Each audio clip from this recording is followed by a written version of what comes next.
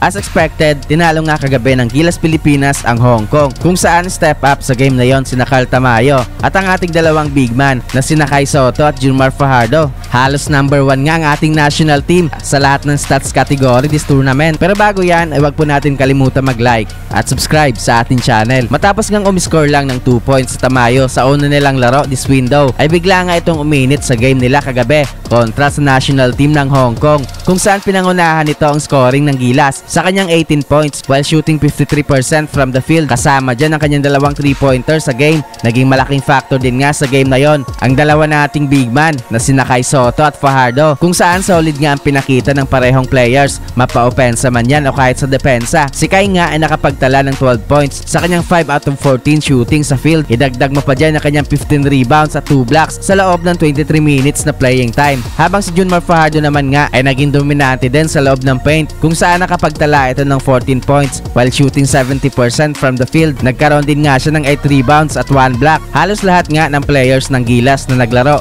ay merong ambag sa opensa except kay Japet Aguilar at Calvin Oftana na hindi nakapagtala ng puntos. Matapos namang ibangko si Kevin Kiambao kontra sa New Zealand, ay sa game nga kagabi ay binabad ni Coach Tim Cone ang UAAP MVP, kung saan nakapagtala ito ng 8 points while shooting 60% from the field. Isama mo pa dyan ang kanyang 5 rebounds at 4 assists. Hindi naman nga nakapaglaro si Dwight Ramos kagabi dahil ayon kay Coach Tim Cone ay nagkaroon ito ng calf injury sa kanilang practice. Hindi naman daw ito malala, pero mas pinili na lang daw ni Coach Tim na wag nang ilaro si Dwight dahil kayang-kaya naman daw ng Gilas ang kanilang kalaban. Sinisigaw nga ng mga fans kagabi ang pangalan ni Dwight Ramos, kung saan marami nga ang gusto siyang makita maglaro, pero hindi na nga ito pinakinggan pa ni Coach Tim Cone dahil mas priority niya ang health ng kanyang player. Nasweep nga ng Gilas Pilipinas ang second window ng FIBA Asia Cup qualifiers, kung saan tinalo nga ng ating national team ang New Zealand at Hong Kong. Matapos ang dalawang panalo ng Gilas this window, ay hindi pa nga official na pasok ang Gilas sa FIBA Asia Cup sa Saudi Arabia, kung saan hinihintay na lang nga nila ang game ng New Zealand at Chinese Taipei. Kailangan ngang manalo ng Tall Blacks kontra sa national team ng Taiwan para maging official lang makakapag-book ng ticket ang Gilas papunta sa Saudi Arabia. Dahil nga sa magandang pinakita ng Gilas, ay halos nangunguna nga sa lahat ng stats category ang ating national team. Pangalawa lang nga ang Gilas Pilipinas this tournament sa points per game